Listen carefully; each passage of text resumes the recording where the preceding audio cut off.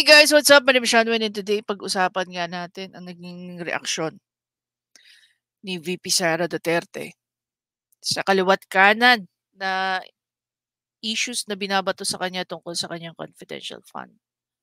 So finally dito sa video na to, as you remember no, ito sa mga budget hearing niya, hindi siya masyadong nagsasalita. Sabi nga nila, there are a lot of people hindi daw deserve ng mga respond. And finally, nagsalita na si VP Sara. And this is an obvious thing, no? We all know na ito lang din naman talaga ang dahilan. It's just that sinabi na ni VP Sara dito sa kanyang video kung bakit nga ba napakalaking issue ng kanyang confidential fund, lalong-lalo na pagdating sa Makabayan Block. Diba? Now, even before I play this video, the other question is, so ano rin ang issue ni Risa Hontiveros dito? Diba? Bakit siya nakikisakay sa issue ni Makabayan Block? So, yun yung bagay na gusto kong alamin, tanungin. Diba nga, sinuportahan din siya ng mga kaalyada nitong mga Makabayan Block na to during the election. Binanatan din ni Duterte si Party List Representative Franz Castro dahil sa mga batikos nito sa 2022 confidential funds ng OVP. You took out words doon sa batas and you interpret it this way. Sabi nila, huwag niyo na basahin yung 3 words dyan. Basta makinig lang kayo sa interpretation namin. Yan ang ginagawa ni Franz Castro. Ngayon. At ng buong Makabayan Block. Kasi alam nila na ginagamit namin ang pera para hanapin yung koneksyon nila sa mga NPA. Nauna nang sinabi. Exactly. Diba? Kailangan pa ba sabihin niya ni VP Sara? We all know that. Hindi lang natin sinasabi. Doon sa mga sumusunod, no? Sa mga news patungkol kay VP Sara, sa Makabayan Block, sa legal front. Sinabi yan. I mean, how many times did I mention that sa aking mga videos? That mismong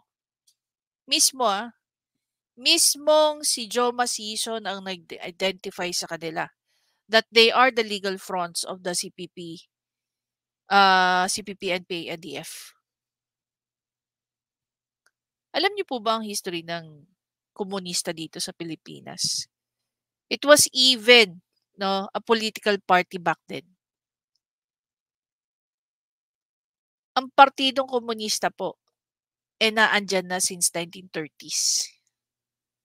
Eventually, sila po ay sumama sa gobyerno. Na hindi naboringan siguro si Joma Sison kaya nag-create siya ng sarili niya. Habang siya po ay nasa UP. Yun naman po ang hindi sinuportahan ng mismong Partidong Komunista. Yung mga gustong gawin ni Joma Sison back then.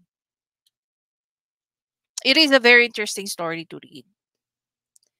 Nakakatuwang isipin na yung salitang komunista back then, para siyang katulong ng gobyerno. Hindi po siya menace. Na unlike right now, yung mga komunista na-level up na po. Ang CPP, NPA, NDF po, isa sa mga notorious. Siyempre, ayoko naman sabihin dito ko exactly. Diba? Wala tayong pang-blip-blip. Pero naman kaya, hindi ko very raw mga ina-upload natin eh. Kaya kating-kate. Kaya sabi ko sa inyo, di ba? One of the questions na lagi kong tinatanong dito, bakit ba kating-kate ang Makabayan Block? No? Sa confidential fund ni VP Sara. Mas lalo silang nag-react doon nalaman nila na ang dami-dami na raw function ni VP Sara. Especially nung pumasok sila si VP Sara sa NTF-ELCAC. O, di ba?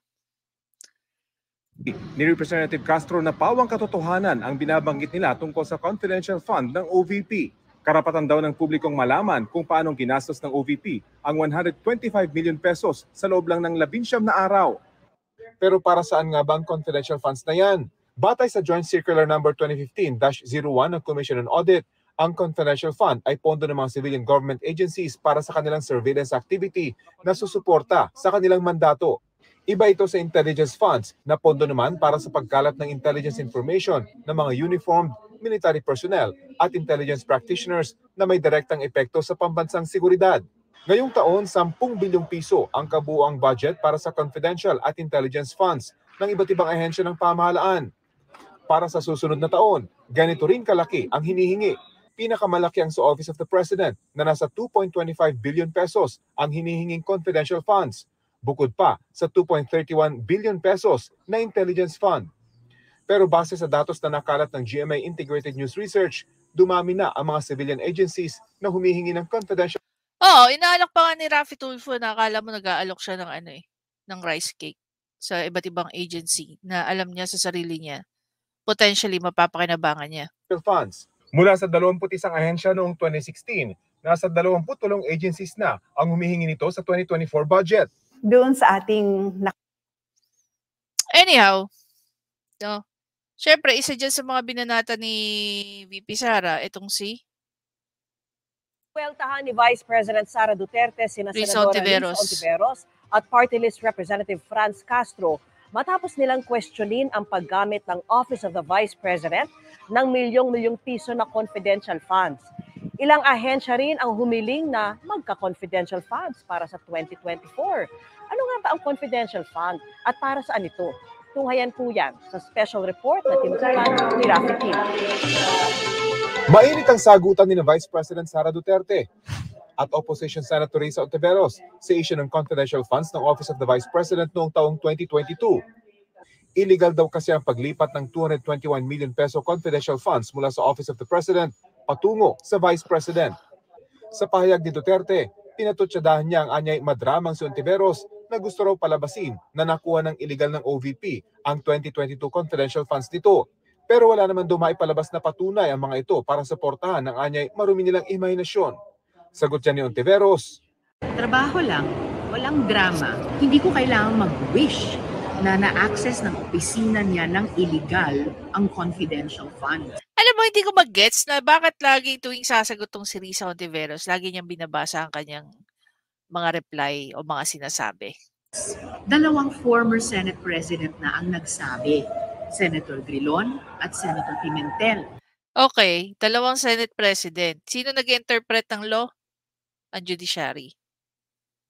Sino ang katulong, no? At may basbas diyan. Hindi ba si dating Chief Justice Lucas Bersamin? So, sino mas maalam? Sinong mas magaling sa pag-interpret ng law? Alam nyo ba? Ito, one thing lang, no? Share ko lang sa inyo. Pag tayo po ay umaapila papunta sa Supreme Court. Ang Supreme Court is more like nire-review na lang nila yan. Yung mga kaso coming from the lower courts going up hanggang sa Supreme Court. It's the same logic doon sa pinupunto ko rito na pagdating sa pagre-review ng mga batas at pag-i-interpret, hindi na para questioning ko si ES Lucas Bersamin. Diba? Bakit sa tingin nyo, excuse me, bakit sa tingin nyo, etong si PBBM, ang mga kinukuha niyang mga tao, karamihan ay abogado. Abogado rin naman si di ba? Si Vic Rodriguez. O ngayon, mas matindi. Ito si ES Bersamin. Diba? Sa tingin nyo, hindi yan dumaan sa mata ni ES Bersamin? Kasi, kung yan napa-transfer sa OVP, ibig sabihin, very thorough na yung naging review ginawa dyan. Lalong-lalo na Marcos ang presidente. Na every time na may ginagalaw siya, may ginagawa siya, laging ini-inculcate sa utak ng tao yung pagiging corrupt ng mga Marcos. Simpleng lang yan simpleng application guys ng common sense. Do you really think kahayaan pa ni PBBM na mabutasan siya pagdating sa ganyan, lalong-lalo na sa mga ganitong bagay? So he will make sure that he will be surrounded by the best of the best. Are you saying mas magaling pa yung dalawang dating Senate President sa isang Chief Justice? Bakang almusal yun araw-araw ay Constitution at ang interpretation ng mga laws, provisions ng Constitution. Na yung paglipat ng pondo mula OP to OVP ay illegal at unconstitutional. Yeah, that's the thing. Yun yung sinasabi ni Inday Sara. It's always easy to say, no? Na illegal. But the question there is, asan yung proof mo? Asan yung ebidensya mo? As long as wala kang napapakita that this is illegal, then this is just what? One of your dramas.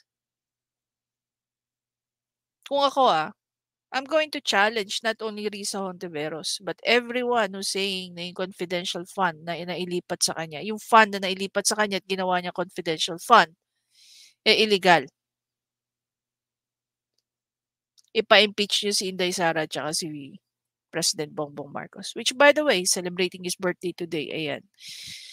Apo BBM, happy birthday po mula po sa amin dito sa I Am Sean Wayne at saka sa tambayan ni Sean Wayne. No, mga tambay ni Sean Wayne. Happy birthday po. Anyway guys, again, maraming salamat sa panonood. Pasensya na po kayo sa mga feeling katalinuhan nito ni Risa Hontiveros. Sa totoo lang, ayoko yung tunog na parang ipipilit sa'yo isang bagay na para sa kanila ay totoo, pero sa'yo hindi. No? Don't make people think what you're saying is true. Lalong-lalo na kung wala kang mapakitang basehan, Senator Hontiveros. Anyway guys, again, maraming salamat. I'll see you in the next video. Bye guys.